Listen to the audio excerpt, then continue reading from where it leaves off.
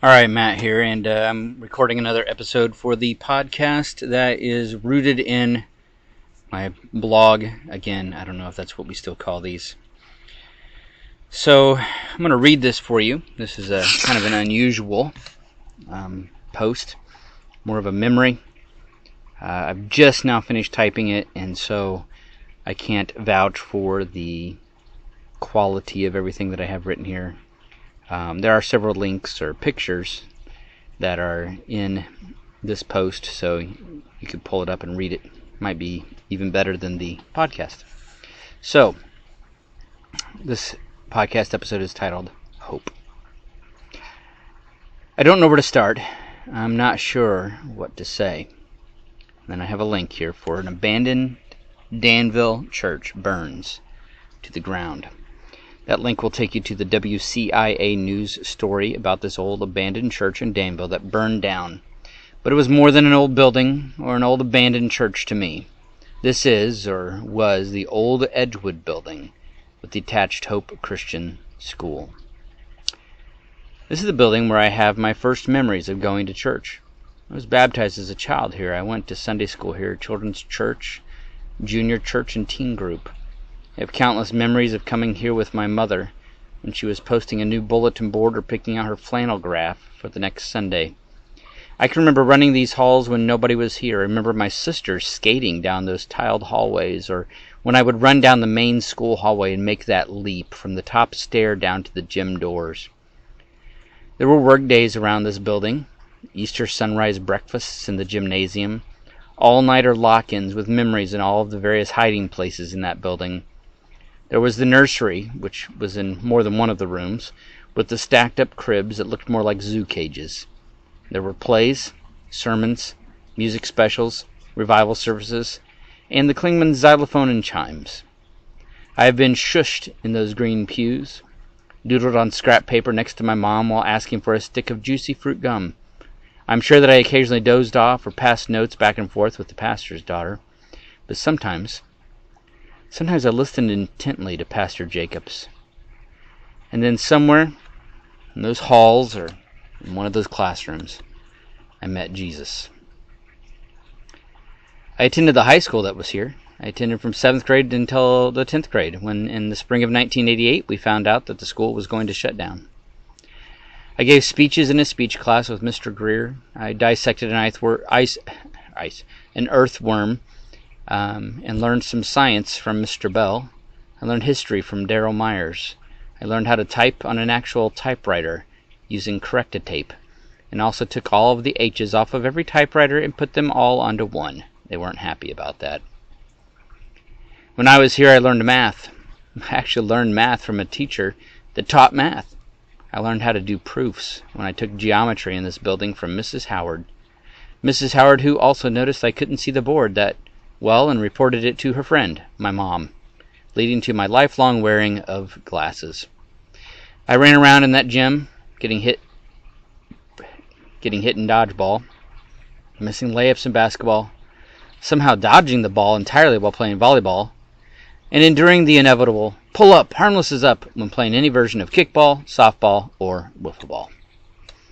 I sang, air quotes, in the choir, directed by the Klingmans, except when I was ducking under the pews and rolling to the back of the sanctuary. I changed for soccer games in those locker rooms so that I could go sit on the bench during the game in that now overgrown soccer field. Even got stuffed into a locker once on the way to chapel, though I'm fairly certain that I talked someone into doing that to me because I thought it would be funny. I spent some time in the principal's office more than once. One time, ironically, for setting the bathroom trash on fire. I promise, no connection to what recently happened. After high school, and while I was attending the local community college, it was in this building that I dedicated my life to Christ. I preached my very first sermon in this building. When I worked at McLean, I used to come to this building on my way home after third shift and enter this sanctuary when nobody else was here, just to talk with Jesus. I got down on my face many, many times in that sanctuary. Around the same time I used to preach at the Danville Rescue Mission on Thursday nights, there were several homeless guys that I used to pick up and bring to this church on Sunday morning. It was in the old principal's office that I envisioned Hope Ministries. One of the guys from the mission who also worked at the VA even made some signs based on the ministry that I wanted to start. I had it all worked out for this old school building. The room I was going to turn into living quarters, the one for the men who would stay there, and classrooms focused on learning scripture, theology, Christian living, and essential living. Potentially learning a trade.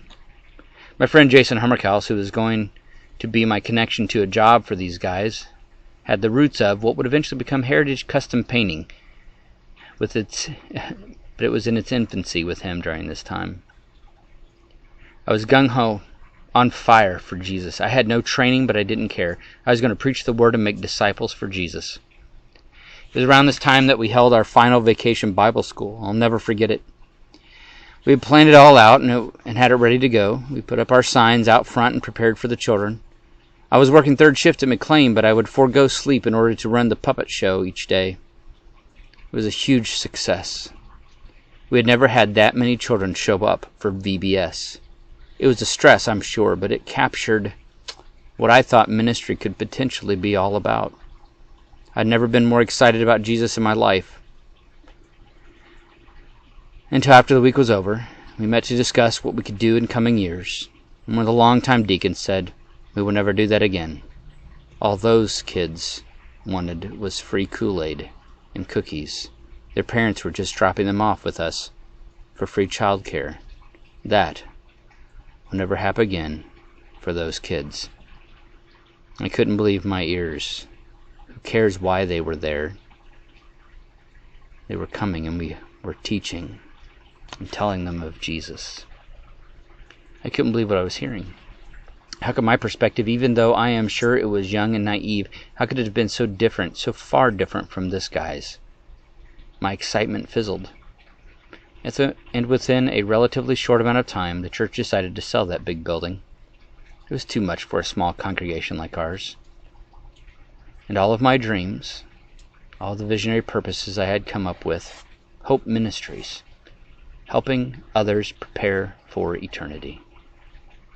Right? The letters meaning that, but also a callback to the school that had been here. Those dreams remained in that building. It was prime real estate for anyone with a missional heart, but it seemed like I was alone. We sold,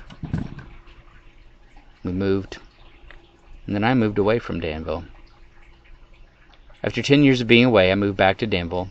Through an odd assortment of situations, I ended up the pastor of Edgewood, in their new location, of course, off Poland Road. I filled that role for the last 15 years. The day this building burned, I was mowing my yard, thinking of that dream, thinking of that building and all of its potential that I knew was all but gone. And the very next day, I find out that it is now simply stubble. What do I do with that? I'll tell you, I thank Jesus that the kingdom that has come and is continuing to arrive will never fade away, will never fall into disrepair. It will never be useless. I thank him that his kingdom will never be annoyed at who arrives, will never turn away anyone, and will only continue to grow and blossom for all of eternity. I am grateful that there is work that we can do for this kingdom that won't burn, that won't be discarded, that can and will be established in that future kingdom that is being planted today. Thank you for listening.